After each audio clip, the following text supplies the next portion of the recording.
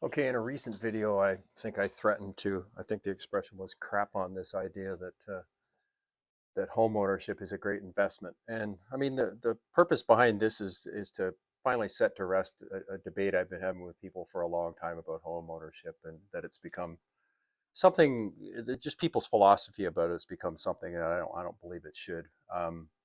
But we can debate about that. Let's do the math, because I mean, the math doesn't lie.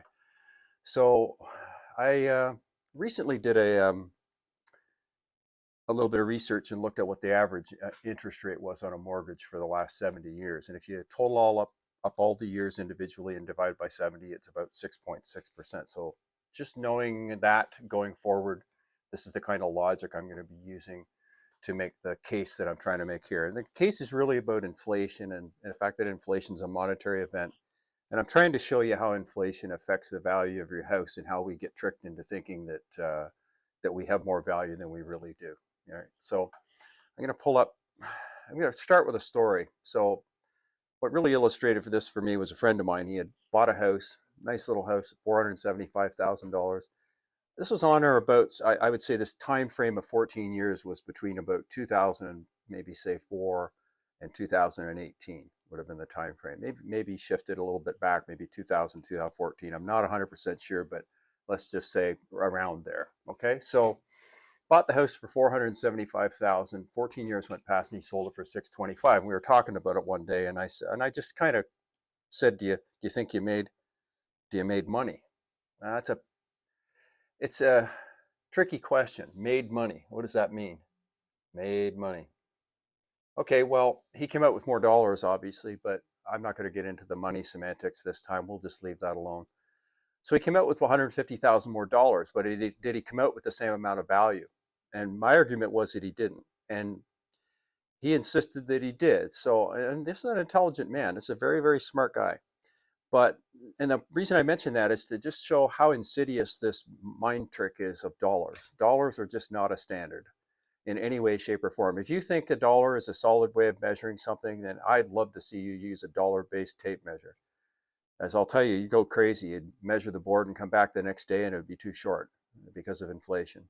All right, just how dollar works. And a dollar is just a tape measure. It's just a measurement. So anyway, let's get into it. So he'd made 150,000 quote unquote dollars, whatever those are.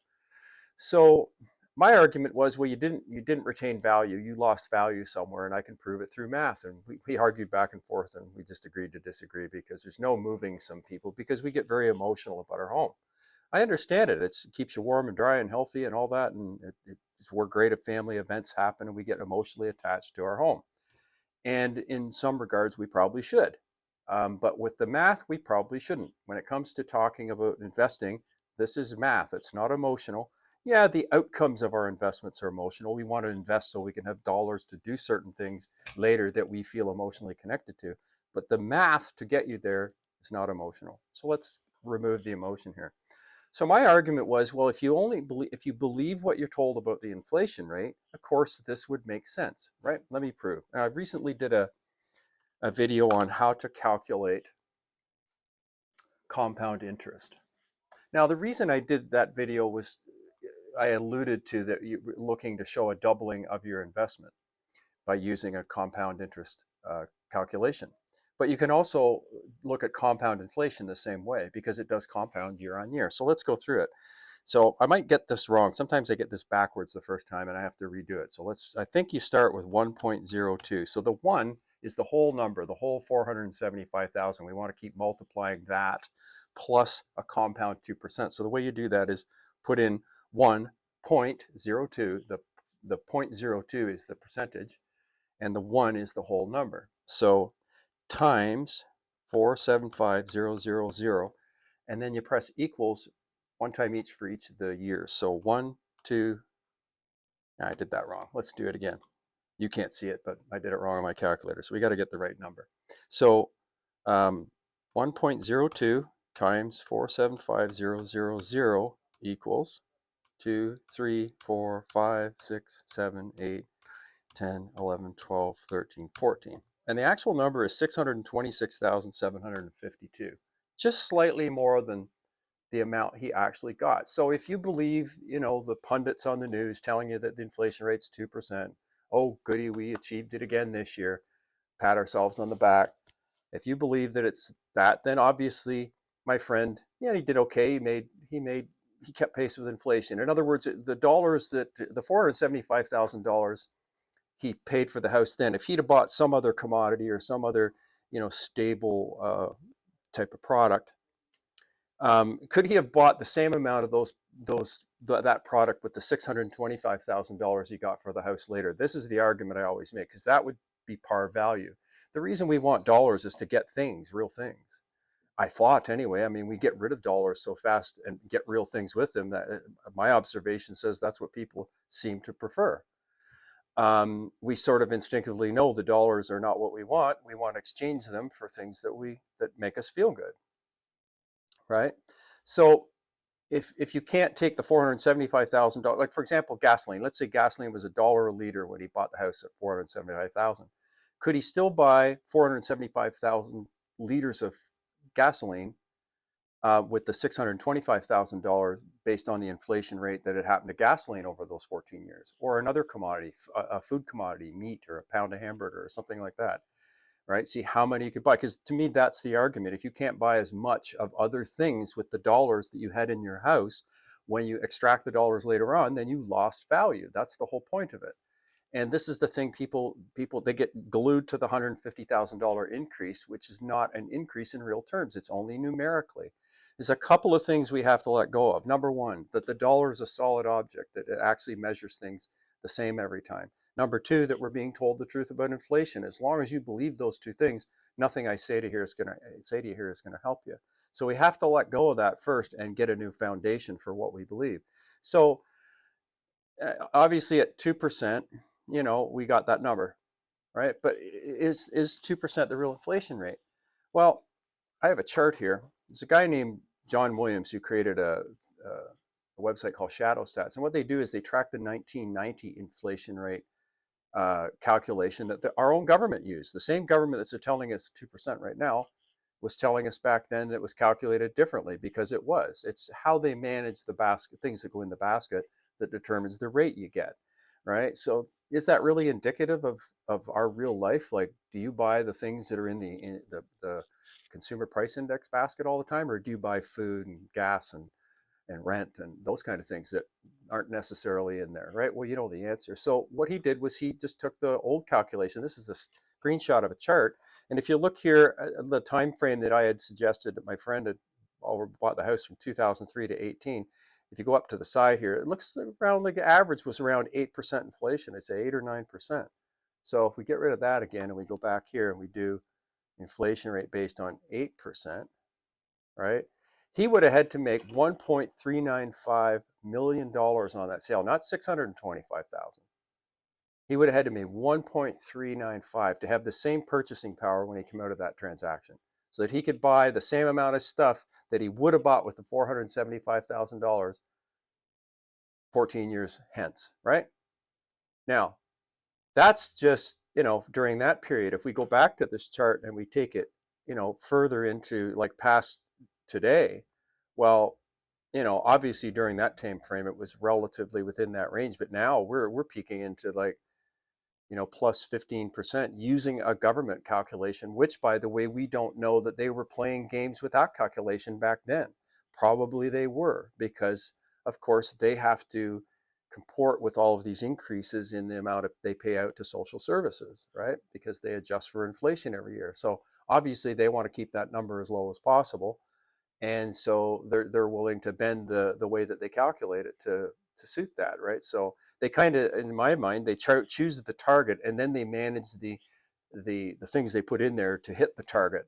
So it's reverse engineering, if anything. But now I honestly, think the inflation rate's probably quite a bit north of that, more like 17% now. So if we did the same transaction starting in, say, 2020 and pushed 14 years forward, it would probably look more like this, that $475,000 house, if you could find any kind of livable house for that right now. And that's another subject. $475,000 used to be a lot of money for a house. Now it's nothing. How did that happen so quickly, right? It's mind-boggling how quickly we adapt and adjust. And that's why I like math, because it brings things back to solid standards that we can say, hey, wait a minute, we've drifted a bit here. I was flying a plane with a guy one time. He took me up on I was his first, when you're going through getting your pilot's license, you have to fly alone or with an instructor. You can't take a passenger. I was his first passenger after he got his license. And he took me up and he let me fly for a while. And this is kind of a thing about relativity. He gives me the stick and he gives me a few basic instructions. So he's sitting over there watching me and he goes, you just dropped 200 feet in the last minute. And I went, what? He goes, see, you're not paying attention to this thing over here. And I didn't even notice it. And this is the thing that I'm trying to point out now is we didn't even notice how houses suddenly went from, an average house 10 years ago was $300,000 and now the same house is $1 million. We just got used to it suddenly. And I don't think we should be getting used to these ideas. So, I mean, there's some ideas, some numbers for inflation. Do with it what you will. And yeah, I get it. Granted, there's probably the truth is somewhere in the middle there because, we don't buy housing. But hey, is housing and rent even included in the indice basket? I tend to doubt it, because if it was, I'm sure we wouldn't be telling people that the inflation rate was only 7%. Now, one other thing to kind of wrap this and bring it home is this idea that home ownership that comes with no cost. See, right here it says the first rule is called the 1% rule. Right, and these are things we don't factor into the price of our home and the costs in our home. We just say, oh, I paid X amount for it. Well, I've dispelled that myth before with a mortgage calculator. When you say you paid $1 million for your house, well, you really didn't. If you're at 6% interest, you're paying more like, $2.2 million for that same house. But another thing is the maintenance cost of a home. Like if you rent, none of this is a cost, right? So first rule is the 1% rule, which unsurprisingly says that homeowners should set aside 1% of your purchases price annually for home maintenance. For example, if you paid $500,000 for your home, you'd budget $5,000 per year for maintenance. While this is a useful start, some think it's on the low end, recommending as much as 3 to 5% in this scenario. You'd be looking at $15,000 to $25,000 per year to keep your $500,000 home. I'm thinking of my friend's home. $500,000 home in good repair. Well, he was around $475,000. So let's take a low end range of that at $15,000 and do that out for 14 years. 15,000 times 14, right? That's $210,000 in maintenance. So, I mean, the fact of the matter is, mathematically, you can't get out of this and tell me that numerically that a home is a good investment. If you purchase a home at the average interest rate for the last 70 years, I know in the last 20 or 25, we've been living in the twilight zone with really, really low interest rates, which we're going to pay for here very soon when it changes. But if you were at like 6 to 6.6%, these are the real numbers that you'd be looking at. And so there's no way that you can tell me that, if you put down, like if you went and bought a mutual fund tomorrow and you put $1 million down and they immediately came back to you and said, 30 years from now, this is going to be worth 1/2. Because basically what happens when your dollars inflate by double, each one of them becomes worth half. You wouldn't tolerate that. You would never sign up for an investment that they came out and stated that right up front. You would never sign up for it. Nobody would. But we do it all the time with housing because we don't actually factor in the real costs involved in that. So I just took another $210,000 off I don't know how you do that. Do you take it off the original or you take it off the end result, the inflated result? Well, probably to do this properly, you would have to actually calculate the inflation rate on a quarterly or an annual basis. What if we took every quarter the dollars that went in for that 14 years, every quarter of a year, and we calculated the increase each time? Those numbers would all be completely different again. They may be even higher because right now we're just ballparking across a long period of time.